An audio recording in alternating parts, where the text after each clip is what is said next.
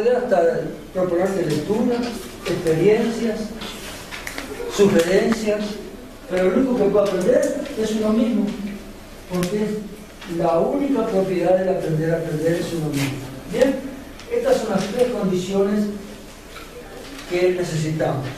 ¿Y dónde encontramos las tres condiciones? Las encontramos en las mismas actividades que el niño hace cuando encuentra un sonajero, en las mismas actividades y en el mismo sentimiento que el niño hace cuando corre y gateando y busca agarrar una pelota que se le escapa, o cuando juega divirtiéndose con un gato, o cuando juega con el padre y la madre al despertarse, o cuando juega en la arena, o cuando juega en las olas en el mar. O sea, esto lo encontramos en algunos juegos, no en todos, solo en algunos.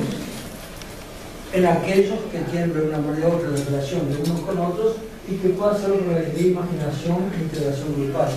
Por eso que hay muchas manchas, hay escondidas, hay una cantidad de juegos de diversión con pelotas en pelota, con movimientos o manera de correr, manera de saltar, como la rayuela. O sea que hay muchos juegos que tienen esto, pero tiene que tener esas tres condiciones para que me sirva como parte de una metodología. No son tres juegos porque yo creo que son los mejores, o tres cualidades de juego porque son las más interesantes, no. Son parte de una metodología, es decir, que tienen que estar aquí, pero me van a servir para todo lo que yo desarrollo ahora. Eso es una metodología. Es un camino que yo empiezo por aquí y va a continuar. La metodología del griego, metodus, es el camino elegido.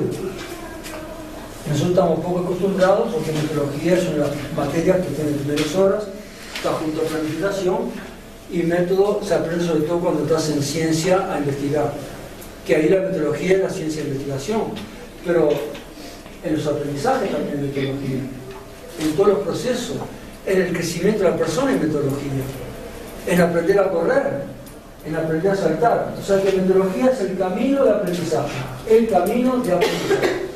Bien, a esto lo llamamos movimiento lúdico porque se asemeja mucho a la alegría lúdica de jugar. Y es un impulso que está en todas las personas cuando nacen, cuando crecen. De repente la empiezan a perder cuando van a la escuela, después casi no la conocen cuando son adolescentes jóvenes, y menos cuando tienen que trabajar 10 horas por día. El que trabaja 10 horas por día se olvidó de lo que es jugar, se olvidó de la alegría. Pero hay canalizaciones de la lúdica, ¿no?, que son nocivas. Ahí está. Porque el ser humano nunca puede vivir sin eso, sin la lúdica. Ahora, la lúdica también, como hoy a neurociencia, descubrimos que la lúdica segrega ciertas glándulas endócrinas, segregan elementos que nos dan alegría y sonrisa. En cambio, la tristeza nos crea otros problemas, nos crea llanto, e incluso los enojos permanentes nos crean enfermedades. Y enfermedades que a veces pueden equilibrarse si tenemos lúdica. O sea, la lúdica se está viendo hoy también como una ciencia que modifica nuestro sistema endocrino. Y al modificar nuestro sistema endocrino, modifica también nuestro estado sentimental y nuestra piel.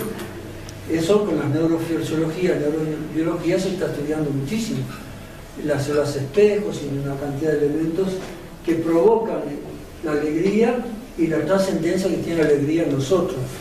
Y por el contrario, las enfermedades que provoca la congoja, el miedo, la rabia, el desespero, que provocan, de hecho, una de las enfermedades más difíciles de curar, que es el cáncer, es porque está enraizado el enojo en el cáncer. Entonces no hay ninguna novedad que cada vez haya más casos de cáncer, ¿no? No, no es una novedad porque cada vez más frustración. Y el cáncer es una enfermedad que va de adentro para afuera, no viene de afuera para adentro. ¿Qué es la congoja? La congoja es que estás triste mucho tiempo sin saber salir de allí.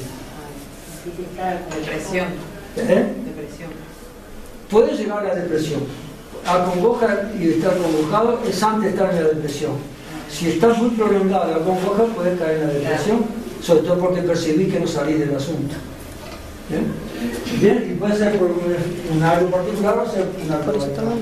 Bien, entonces acá tenemos el primer paso de una secuencia metodológica y que tiene estos elementos para pertenecer a la metodología. Esto no es el juego por sí mismo, porque el juego por sí mismo no siempre está integrado a una metodología.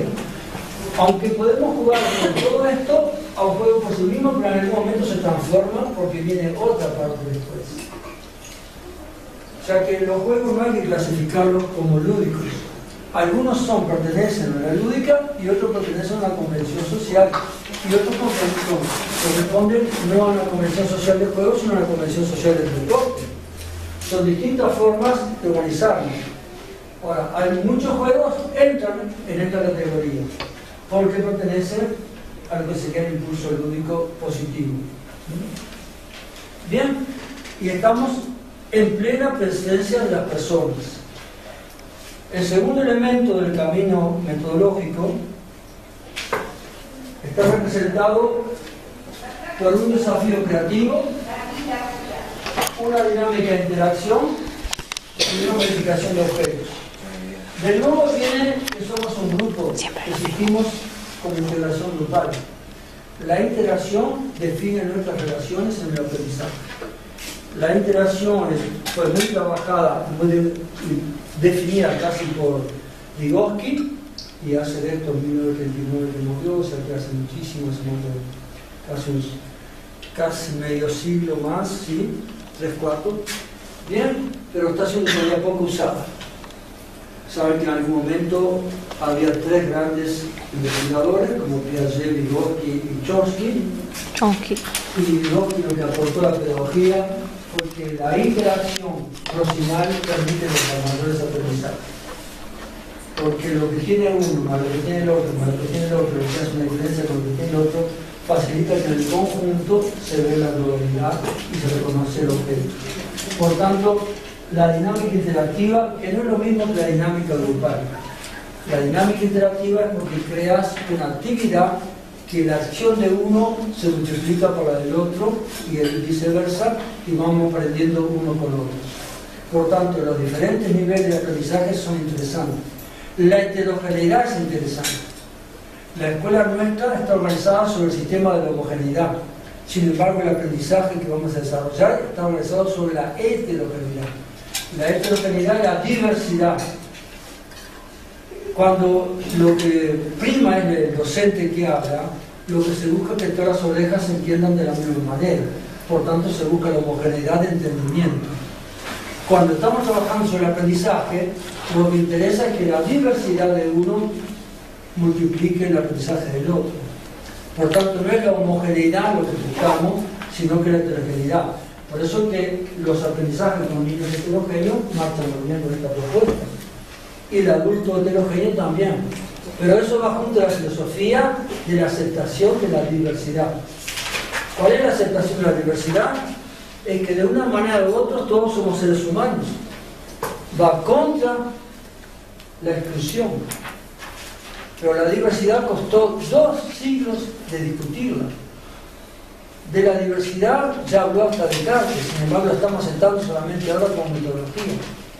Que podemos aprender en la diferencia del otro. Hasta ahora, y la escuela primaria igual sigue siendo, de la homogeneidad. Todos los niños de años parecidos y con semejante calificación son primero A, el otro segundo B, el otro tercero C, A, B, C, porque hay una diferencia de homogeneidad. En cuanto a que nosotros estamos encontrando que la diversidad favorece el mayor aprendizaje. Bien, por tanto, una dinámica de interacción. Pero estos 2 elementos tienen que estar organizados a partir de un desafío creativo. ¿Desafío creativo qué es? ¿Cómo yo modifico una realidad existente fuera de mí? La realidad existente de mí, fuera de mí, en la pintura es el pincel, los colores, el papel.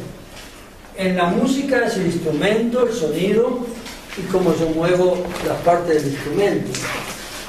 En lo que puede ser el teatro son los personajes, la manera de comportarse, de divertirse los personajes distintos. Esas son la diversidad de los objetos. En la expresión corporal es la música que me mueve el cuerpo o los otros elementos que uso, que pueden ser pelotas y aros que uso para el movimiento corporal. O sea que el desafío creativo es lo que el sujeto hace por los objetos. ¿Cómo los modifica? Y pasando por la interacción. La consigna es cómo modificar los objetos. Y al modificar los objetos y trabajando en interacción, nos vamos modificando nosotros. O sea que vamos provocando el proceso de aprendizaje del sujeto porque realiza el desafío creativo en interacción y modificando objetos. Es porque trabajando el objeto exterior se está modificando el sujeto interior. Repito, trabajando la modificación del objeto exterior se modifica el sujeto interior. ¿Y cómo cae eso? ¿Por qué es útil para aprendizaje? Porque el pensamiento se organiza con imágenes, emociones y vocabulario. Esta modificación interactiva de los objetos provoca nuevas imágenes, provoca otras emociones y pide vocabulario, pide lenguaje. Lenguaje para entenderse unos con otros, lenguaje para entender lo que estamos haciendo, lenguaje para desarrollar la creatividad. Esto es lo que se pide de esta ley. La expresión creativa no es ni la continuidad del juego, ni es empezar el tema, ni es la materia. Es aún modificar el sujeto. Y que el sujeto se modifique en la interacción con el otro. Es aún trabajar sobre la expresión del sujeto. Y las bases, porque para pensar por sí mismo necesitamos un cerebro que piense, pero el cerebro para pensar precisa imágenes y precisa ciertas emociones. Pero aunque tenga imágenes y emociones, si no tiene vocabulario, el pensamiento no se organiza. ¿De dónde sale el vocabulario? Y aquí viene un llamado de atención. El vocabulario sale de la conversación con nuestra familia y de los libros. Si queremos facilitar el pensamiento, tenemos que leer muchos libros para que llegue mucho vocabulario. Si no, ¿de dónde nos llega el vocabulario? No lo podemos comprar ni en la farmacia, ni en la panadería, ni en la carnicería. El vocabulario puedes encontrar solo en la discusión con otros adultos o en la lectura. Si no tenemos lectura, somos analfabetos para crear pensamiento. Porque no tenemos lenguaje para transformarlo en ideas. ¿Qué pasa con los nuevos medios de comunicación? Internet, la tele. Si la usás, te ayuda. Si no la usás, no. Para niños, digo, para nosotros. Para el niño también. ¿Cómo puede ser el niño que está sentado frente a la tele todo el día, que realmente hablas con él y... Si está ensimismado por la imagen y no consigue hacerse el dueño de la lectura del que ve, pierde. Si se hace dueño del vocabulario que escucha, todo el problema es que el sujeto se apropia. Aprendizaje es apropiarse. Vos podés ver muchas cosas. Si te apropias del concepto, muy bien, te sirve. Si no te apropias, no te sirve. Si con muchas horas de televisión te hacen dependiente de la televisión y no te da tiempo a que tu yo tenga acceso al vocabulario, no te sirvió. Depende del contexto. Ahora, si lo que ves en televisión te ayuda a que vos tengas un vocabulario y lo puedas discutir, dialogar y utilizar, te sirvió. Ahora, si no te da lugar a un instrumento de comunicación, te queda todo como peso encima. Y son emociones que te absorben porque lo que viste te emocionó. Si no las trabajas, si no las utilizas, si no las tienes que cambiar, son pesadas.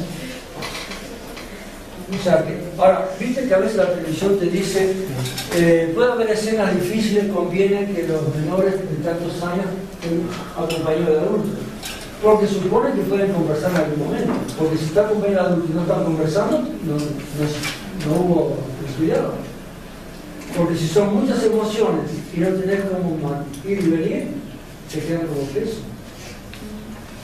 O sea que eso es un problema muy serio. Puedes presentar el vocabulario como puedes dar la pesadumbre al fundidor y no hablar. Y si vos ves vocabulario y no lo hablas, solo sos pasivo, es también una carga muy pesada. Por eso que preferimos un docente a una televisión. O preferimos un docente y un educador a una televisión. Como el plan Ceibal ahora, profe. Yo no sé lo que está haciendo el plan Ceibal. Que pone docente de otros países a dar clase de inglés. Bueno, eso si es solo para el inglés no hay problema. El problema es que eso sustituya al diálogo que tiene que tener el docente todos los días. Si eso ocupa 30 minutos, no hay ningún problema. porque el docente que no habla inglés tampoco sirve para hablar inglés. Ahora, si el docente extranjero le habla buen inglés durante 30 minutos, muy bienvenido. Ahora, si solo la lección termina allí, es una pena, porque no la aprovechó ni el docente ni la clase de intercambio. Lo interesante sería que después de 30 minutos que hicieron la lección por Ceibal, la clase pueda discutir en inglés o intentando hacerlo en inglés y hablar de todo. El problema es cómo el sujeto se apropia del conocimiento. Lo que llega por Ceibal todavía llega en enseñanza, proceso de aprendizaje, llega todavía como didáctica de enseñanza. El problema es cuando nosotros vamos a cambiar eso, muestra lo atrasado que están las autoridades, que siguen incrementando horario de enseñanza. Y aquí incluso de enseñanza extranjera. No incrementa el diálogo de los alumnos y los docentes. Siguen incrementando el rol del peso de la enseñanza. Eso muestra el atraso de nuestras autoridades. Por algo el Uruguay está limitándose al veraneo, turismo y vender vacas. No puede intercambiar gente. Usa la gente para recibir turistas y para vender vacas. Y además, claro, le va a poner que significa el en inglés y el niño habla inglés. Pero quiero decir, el problema no está en el que te da la clase, el problema está qué hacemos con eso. Y cuánto utilizamos del diálogo para que sea activo el que aprende y el que tendría que administrar la enseñanza. Bien, ahora tal vez puede haber alguna luz en que hay un medio técnico más favorable, pero nos falta saber qué pedagogía usamos en clase. Ahí no hubo ninguna pedagogía, ahí hubo solamente sometimiento a la enseñanza por el medio técnico. Hubo una tecnología, no hubo una pedagogía. Ahora, si después de la tecnología funciona la pedagogía, puede haber intercambio, puede haber organizar las frases en común, comprender el significado, teatralizar lo que se aprendió en inglés. O sea, hay muchas maneras de transformar lo que primero fue tecnología en dinámica grupal, no en podemos dinámica de decir interacción. que está bien o que está mal, así por decirlo, porque no sabemos en realidad qué es lo que está pasando en el aula. Claro, Con la docente. por eso para mí el problema es lo que ocurre después de la media hora que apareció la lección en inglés, saber si el docente sabe lo que hacer con eso y provoca la posibilidad que el alumno pueda aprender y discutir lo que aprendió. Ahora, si el alumno sigue pasivo y cierra la aula, no sirve. Es lo mismo que poner televisión, le da la pesadumbre de que te enseña lo que no aprendes. Bien, para mí es parte de decidir en qué metodología se insere, ¿no? Para que tengas 15 o 20 minutos en una clase de inglés por las Ceibalitas, no hay problema si antes trabajaste con los alumnos y si después trabajaste con el que aprendió. Una vez más, si le damos el derecho de que se aprende, es más importante que el enseñar. Ahora, si el enseñar fue lo único, unos aprendieron y otros no. Y unos quedan privilegiados y otros quedan excluidos. Una vez más, aprender tiene que ser el principal elemento de nuestra obra. Bien, y aquí estamos entonces que este vocabulario es el que le da sentido al pensamiento. ¿Cuántas veces encontramos que querían escribir algo y no les salen las palabras? Y bueno, no salen las palabras porque no estamos acostumbrados a tomar el aprendizaje como un proceso simultáneo entre sentimiento, entre visualización, percepción y lenguaje. Y el cerebro necesita de la imagen y del vocabulario. Y el vocabulario no está en lo que conversás y está en lo que lees. Y si no leemos, es muy difícil incrementar el vocabulario científico. Porque están los libros. No está habitualmente en la conversación ni del boliche, ni del partido de fútbol, ni del ómnibus. Y a veces está en la familia, pero no siempre. O sea, el vocabulario de las ciencias está realmente en los libros, pero no el libro que te cuenta el profesor, el libro que cada uno está leyendo. Bien, pasamos entonces, después que tenemos al sujeto, la secuencia metodológica, que surgió un momento muy importante. Este conflicto que la didáctica eliminó, porque no lo dejó ver, es el conflicto que llamaba Pablo Freire concientización.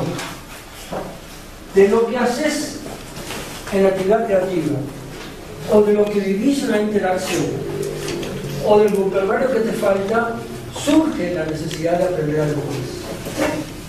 Puede surgir de la interacción con el colega, puede surgir del vocabulario, puede surgir del teatro, de la pintura, de la música, puede surgir algo que te lleva a vos y al profesor a plantearte como que tengan que aprender.